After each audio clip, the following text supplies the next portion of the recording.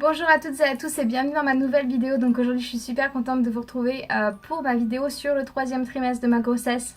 Ça y est, ça y est, ça y est, on y arrive presque. Donc comme vous le savez peut-être ou pas, je suis enceinte et je suis maintenant enceinte de 9 mois et 3 semaines exactement je crois. Ouais donc ça y est, donc ça, je suis bientôt arrivée à la fin. Ma date prévue d'accouchement est dans une semaine à peu près. Et là c'est vrai que j'ai qu'une hâte, c'est que bébé sorte parce que j'en peux plus. Je vais éclater, j'en ai marre. Voilà, ça devient un petit peu long là maintenant, surtout qu'en plus ça y est, j'ai commencé mon congé maternité depuis une semaine à peu près. Donc c'est vrai que maintenant j'ai vraiment fait vraiment le méga ménage dans ma maison et tout, enfin tout est propre et maintenant j'ai l'impression de renettoyer des choses que je viens déjà de nettoyer il y a même pas 2 jours.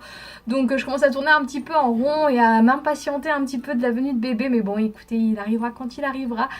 Donc, bah écoutez, on va commencer tout de suite. Je vais vous raconter un petit peu ce qui s'est passé pendant ces 3 derniers mois, savoir un petit peu quel rendez-vous médicaux j'ai eu, ce que j'ai fait un petit peu, on va dire, concernant bébé et ce genre de choses. Donc j'espère que cette vidéo vous plaira, donc c'est parti. Donc début septembre, donc je m'étais arrêtée je crois la dernière fois à la fin de mon deuxième trimestre. J'avais été, comme peut-être vous avez peut-être dû le voir, j'avais fait un petit séjour à l'hôpital à cause de saignements, de ce genre de choses. Donc en fait, tous ces, on va dire, j'ai pas eu de saignements ou de problèmes comme ça en fait à la fin de mon deuxième trimestre. Au début du troisième, en fait, en début septembre, j'ai juste été faire un test de diabète pour voir si j'avais du diabète gestationnaire ou pas.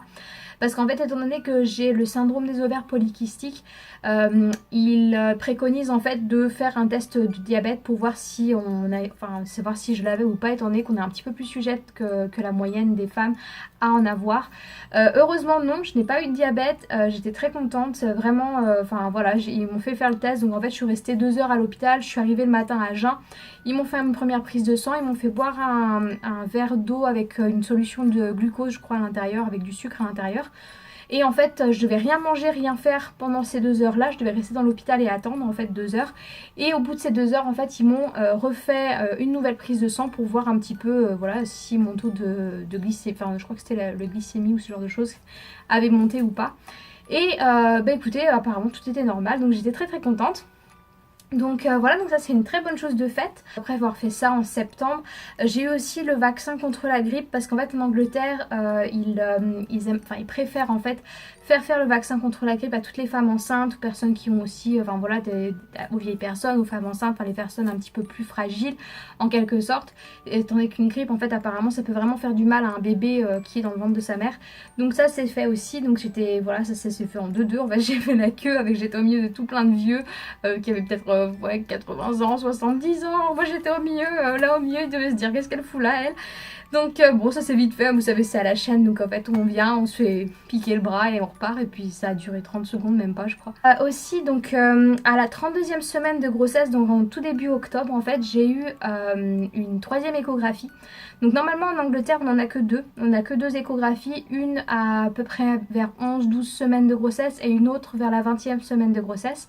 Et moi en fait ils m'ont demandé d'en refaire une à 32 semaines étant donné que mon placenta, en fait ils avaient découvert que le placenta était un petit peu bas dans mon utérus. Étant donné que ça peut devenir un peu dangereux, enfin même beaucoup très dangereux si jamais le placenta est toujours au milieu on va dire de la sortie.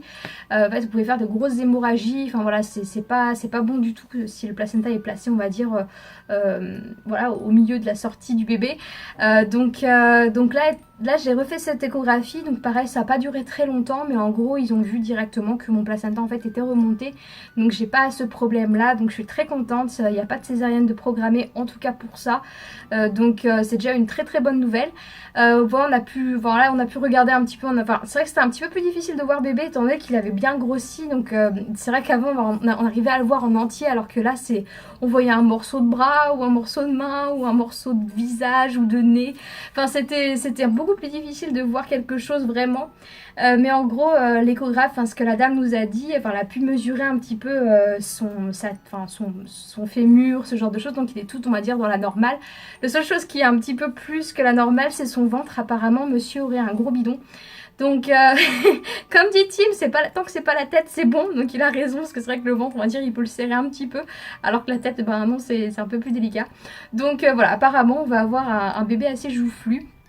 Ils ont quand même vérifié si c'était pas dû à du diabète, mais bon, étant donné que j'avais fait le test du diabète même pas 2-3 semaines avant, ils ont juste conclu qu'en fait c'était un bébé un petit peu plus gros que la moyenne. Donc écoutez, je vais avoir un bébé avec des gros joues et un gros bidon, mais moi ça me dérange pas.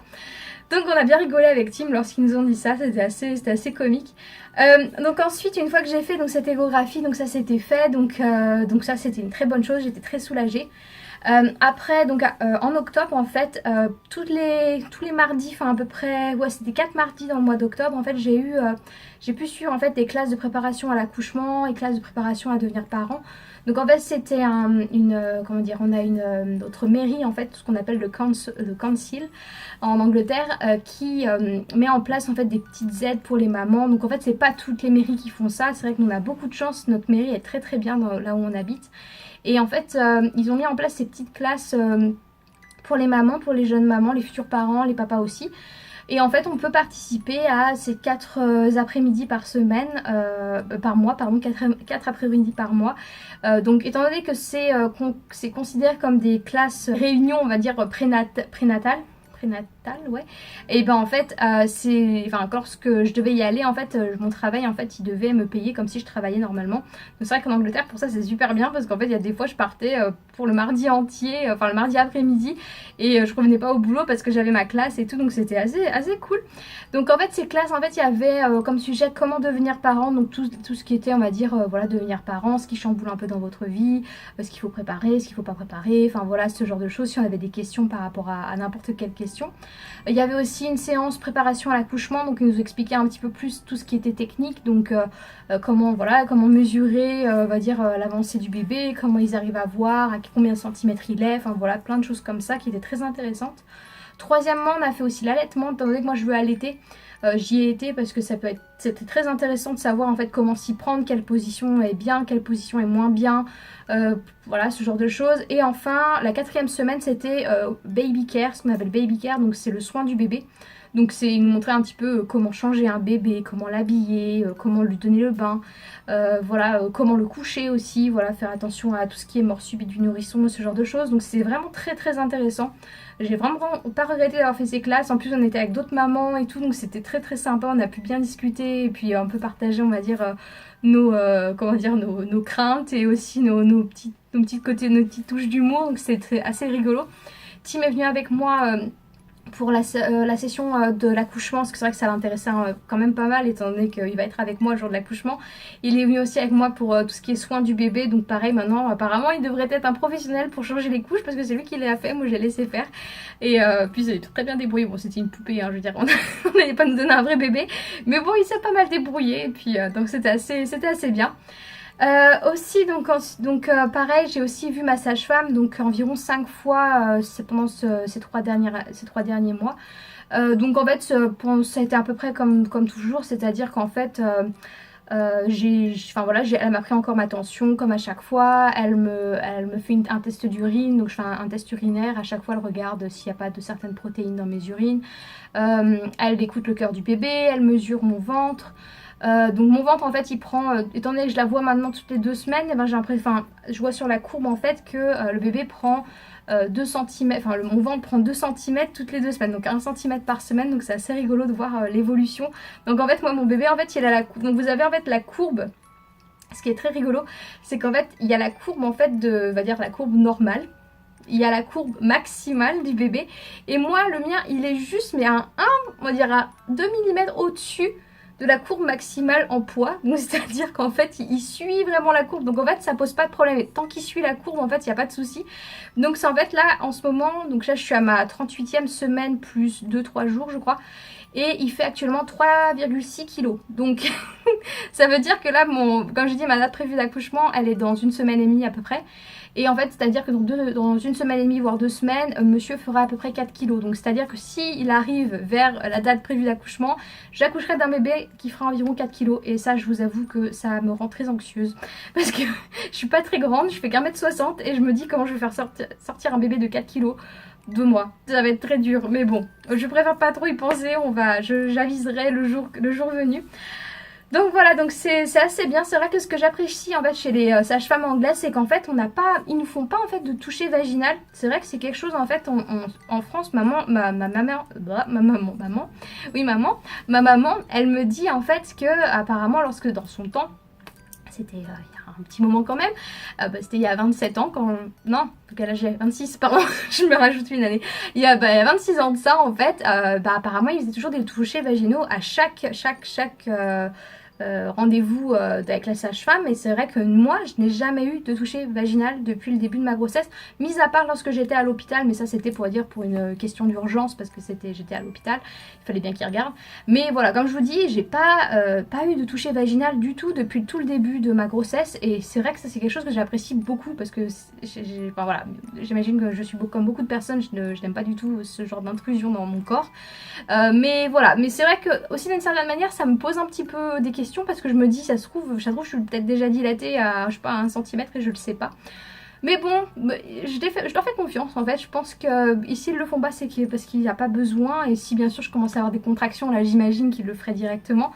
Mais voilà, mais c'est vrai que c'est quelque chose que j'apprécie beaucoup parce qu'en Angleterre j'ai l'impression qu'ils sont vraiment un peu plus, on va dire, comment dire, un peu plus nature. C'est-à-dire que voilà, ils ont vraiment pas cet esprit médical, vous voyez, vraiment ultra médicalisé. C'est pas du tout ça, c'est vraiment nature, on laisse faire les choses, on laisse faire les choses venir. Voilà, j'aime beaucoup ça. Donc c'est vrai que c'est quelque chose qui est vraiment très, très, que j'apprécie beaucoup. Voilà, qu'est-ce qu'il y a d'autre à vous dire mis à part ça, oui bah ouais, comme je vous l'ai dit, j'ai commencé mon congé maternité là il y a 1 semaine et demie à peu près. Donc c'est vrai que là que j'ai pas arrêté de nettoyer, de faire du ménage. Là c'est des symptômes je crois apparemment de fin de grossesse. Donc là le ménage, là ma maison elle est clean comme je sais pas quoi, je l'ai nettoyée à la brosse à dents, enfin je suis devenue complètement folle. Et là maintenant que je m'ennuie, et ben je refais ce que j'ai déjà fait. Donc voilà. Faut bien que je m'occupe, hein, écoutez. Mais ouais, non, c'est vrai que là, d'être en congé maternité, ça me soulage beaucoup parce que c'est vrai que mon travail, en fait, me prenait beaucoup on va dire, de temps et surtout d'énergie psychique, parce qu'il fallait vraiment que je me concentre là-dessus. Et là, maintenant, le fait de pouvoir penser qu'à mon bébé, qu'à moi, qu'à Tim, enfin voilà, qu'à notre famille, ça m'aide beaucoup et je dors beaucoup mieux la nuit. Enfin, je dors beaucoup mieux la nuit. C'est quelque chose que vous pouvez... Enfin non, je dors pas beaucoup mieux la nuit. En fait, je dors jusqu'à 5h du matin. À 5h du matin, je me réveille pour aller faire pipi. Et après, je peux plus me rendormir parce que je pense. Parce que je cogite. J'imagine le pire. Je sais pas pourquoi, mais à chaque fois, je me fais des stress pendant la nuit. Mais c'est complètement nul en fait. Je comprends même pas pourquoi je fais ça. Mais en fait, je vais me mettre à penser à, je sais pas, les choses les plus horribles qui puissent arriver. Enfin bon... Voilà, c'est n'importe quoi. Mais en gros, je dors jusqu'à 5h du matin. Et à partir de 5h du matin, 5h03, parce que je me réveille toujours à 5h03, me demandez pas pourquoi, j'en ai aucune idée. Et ben voilà, c'est juste que... Voilà, voilà. J'ai du mal à dormir en ce moment et je suis fatiguée, mais bon, je suis à la maison, donc c'est bon, j'arrive à me reposer. Je suis pas non plus... c'est pas non plus la mort, quoi. Ouais, non, sinon j'ai la pêche, hein. Je veux dire, je suis toujours égale à moi-même. La seule chose qui m'embête un petit peu aussi, c'est que j'ai commencé à avoir des vergetures. Donc je pensais y avoir échappé parce que c'est vrai que j'étais très contente de ma peau, j'avais pas eu de craquement, mais là ça fait même pas 1 semaine maintenant que ma peau a commencé à craquer mais méchamment en dessous. Donc je vais vous montrer mon ventre, vous allez sûrement le voir. Mais en gros ouais, il a commencé à craquer quand même assez méchamment. Enfin au début Tim pensait que je m'étais fait griffer par un chat. Parce qu'il a vu mon ventre, parce que c'est vrai que moi j'arrive pas à avoir mon ventre, enfin en dessous, c'est vrai que moi je peux pas avoir en dessous de mon ventre, c'est plus possible maintenant. Et donc c'est vrai que j'ai mon ventre à l'air pour une raison, voilà, je me balade avec la maison avec le ventre à l'air. Et c'est vrai qu'il a vu comme des griffures de chat, il me fait mais tu t'es fait attaquer par un chat? Je fais bah non, qu'est-ce qu'il y a, pourquoi tu dis ça? J'ai regardé avec un miroir et c'est vrai que c'était, enfin vous savez, vraiment on aurait dit des griffures de chat rouges sur les côtés, mais vraiment, mais je me disais mais c'est pas possible, c'est quoi? Au début je pensais que c'était des, je sais pas, comment on appelle ça, des, je sais pas, je sais pas, des veines qui ressortaient, des trucs horribles et tout. Non, c'est simplement des vergetures, j'ai enfin découvert ce qu'était qu'une vergeture. Donc voilà, donc je vais vous montrer mon bidon, vous allez voir, il faut savoir que c'est un bébé de 3,6 kg. Donc ne jugez pas trop mon ventre s'il vous plaît, je sais que il est gros. Mais bon, je suis assez contente de mon ventre quand même. Attendez, je vais quand même attendre un petit peu parce qu'il y a une voiture qui est arrivée, j'ai pas envie qu'elle me voie en train de montrer mon bidon à tout le monde.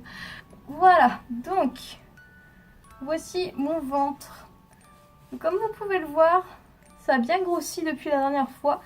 La dernière fois, je crois qu'il s'arrêtait jusqu'à là et maintenant, poup, Puis j'ai le nombril, ça y est, qui commence vraiment à ressortir. Il a pas encore ressorti, parce que c'est vrai que j'ai vraiment un nombril très que je monte de face un peu. Voilà. C'est le gros bidon, n'est-ce pas? Par contre, je peux plus respirer. C'est le seul truc aussi, j'arrive plus à respirer. Mais bon, voilà. Mais écoutez, vous avez pu voir, je crois que je vous ai un petit peu tout dit là maintenant. J'attends d'accoucher vraiment très impatiemment.